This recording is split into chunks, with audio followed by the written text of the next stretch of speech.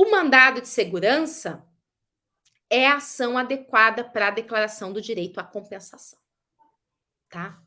Tem uma outra súmula, tá? Tem súmulas aí do STF, tem súmulas do STJ, que falam o que nessas súmulas? Dentre outras coisas.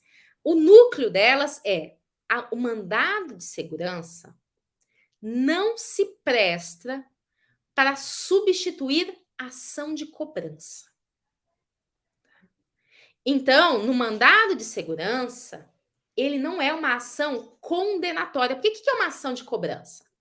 Uma ação de cobrança é quando eu falo assim, por exemplo, a Yolanda. Yolanda comprou meu carro. Fizemos um contrato, Yolanda comprou meu carro e não pagou. Aí o que eu vou fazer?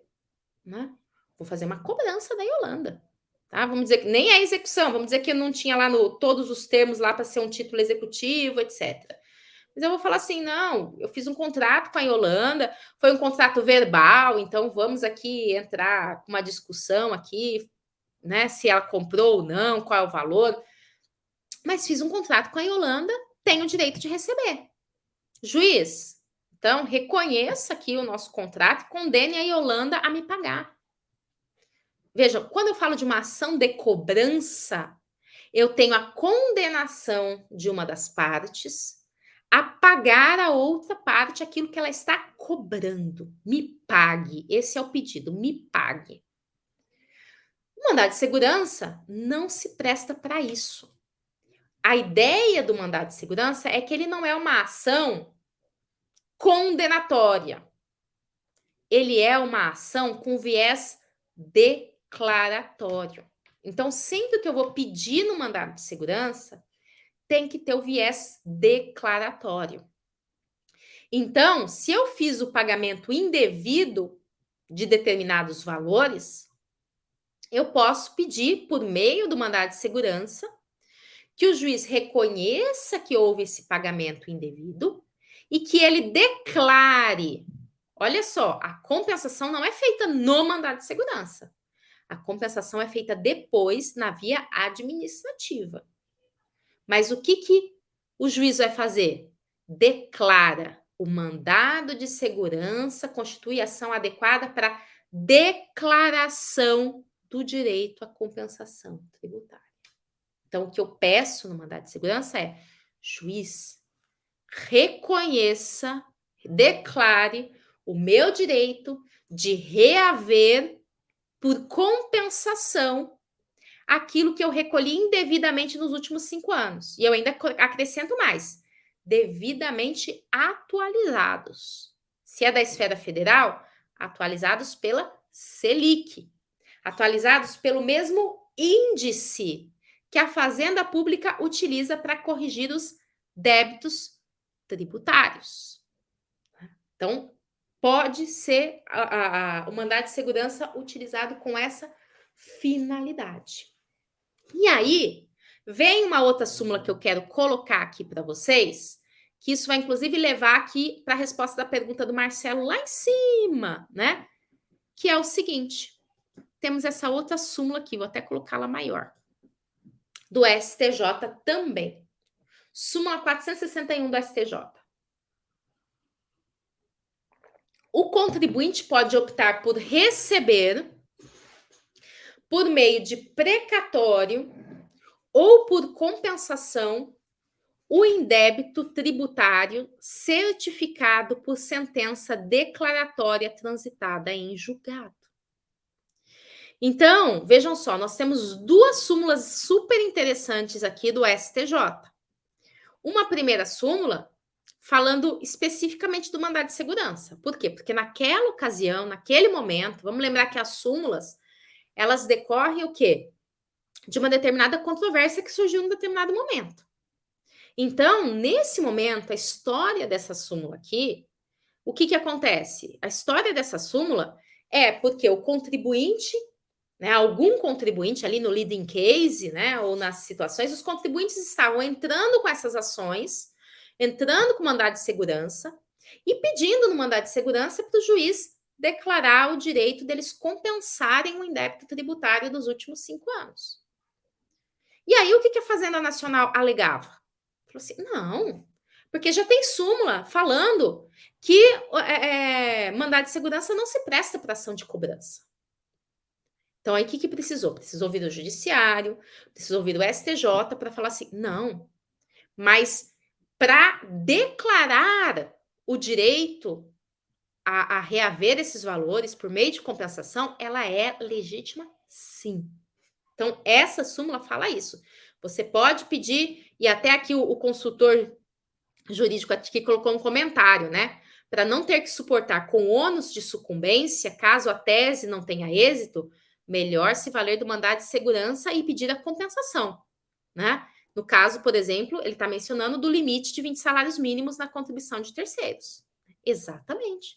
Então, sempre que possível, exatamente por essa finalidade, com base nessa súmula 213, nós pedimos esse direito de reaver os valores, porque o juiz reconheça, ó, declare, palavra-chave, anota aí, que o juiz declare o direito de reaver os valores indevidamente recolhidos, de reaver por meio de compensação, e ainda acrescenta, hein? Devidamente atualizado pelos mesmos índices utilizados pelo poder público. Na esfera federal é Selic, né? Se for na estadual, na municipal, você põe pelo mesmo índice do poder público lá, ou põe já qual é o índice, se você tiver conhecimento, tá joia? Então vamos lá. O que acontece aqui? Mais uma súmula que é essa outra. Aí vem um momento posterior. Então vocês veem que até que o número da súmula vai mudando, né? Nós estávamos falando de uma súmula 213, agora nós estamos falando da súmula 461. Porque aí veio exatamente essa discussão. Opa, veio outra discussão, que é uma discussão que, apesar da súmula, ainda existe hoje, tá? Por quê? Porque isso aqui não é uma súmula vinculante, tá? Ela é uma súmula, mas tem juiz que ainda ousa discordar. Essa aqui anterior, não, tá? Essa aqui, tranquilo, não tem controvérsia quanto a esse ponto. Agora, essa outra aqui, em relação a ela, a gente tem, às vezes, algumas discussões, a gente tem aí algumas controvérsias. Então, o que aconteceu nessa situação?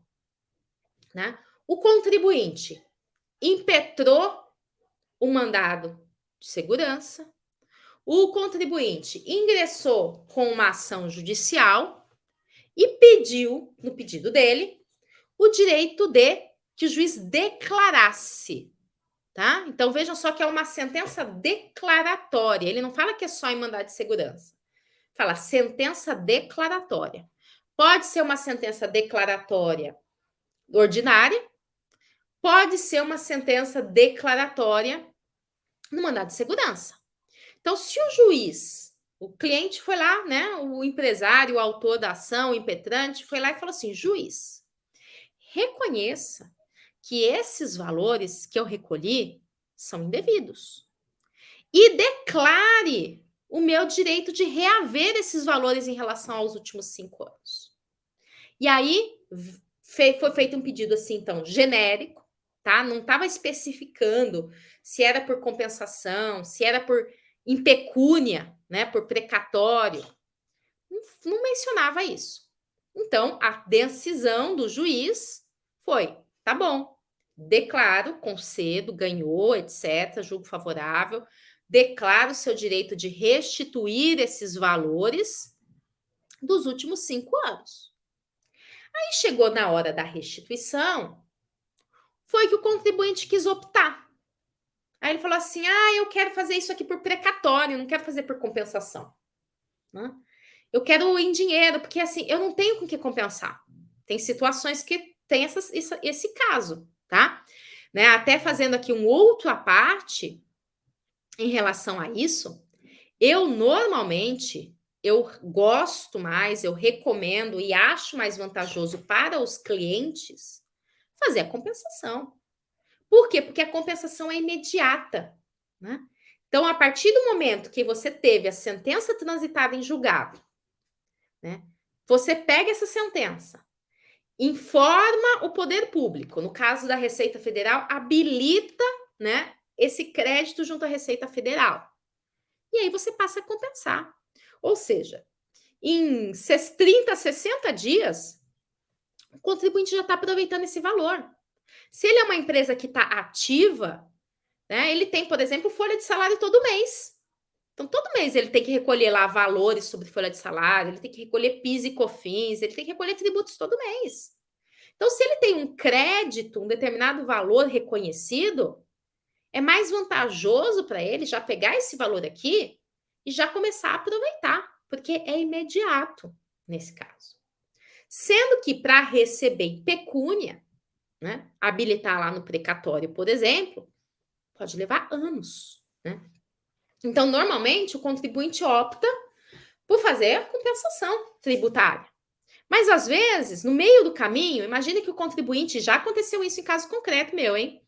O contribuinte entrou com ação para discutir que alguma coisa era indevida e para pedir a devolução daqueles valores. No meio do caminho, a empresa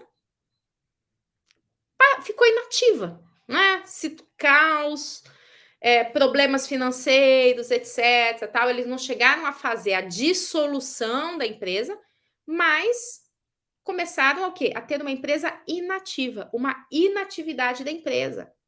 Às vezes a empresa até entra em recuperação judicial e com isso reduz sua folha de salários, reduz o seu funcionamento. Então ela acaba não tendo com que compensar ou não tendo muito o que compensar. Então aí ela fala, não, eu quero pecúnia, eu não tenho que compensar. Então vou dar demorado, mas eu prefiro então entrar na fila do precatório. E aí surgiu aqui a discussão. Assim, não, você tem uma sentença reconhecendo o seu direito, é declaratório, então você tem que compensar. Se você não compensar, já era. Né? Ou então é o contrário, né? Você tem uma sentença que você simplesmente pediu, olha, eu venho pedir a restituição dos valores, e o juiz reconhece. Aí, o pedido tinha sido mal feito, etc., né? Não pediu que era para repetir ou compensar. Aí ele quer fazer a compensação. Aí a Receita Federal fala assim: não, mas na sua decisão aqui, tá falando que é para repetir. Então você vai ter que entrar na fila do precatório, não pode compensar. Essa súmula, o que está falando essa súmula aqui? Essa súmula significa o STJ reconhecendo que o contribuinte, quando ele tem uma sentença que declare que ele recolheu algo indevido e que ele tem direito de receber isso de volta, que ele pode fazer do jeito que ele quiser.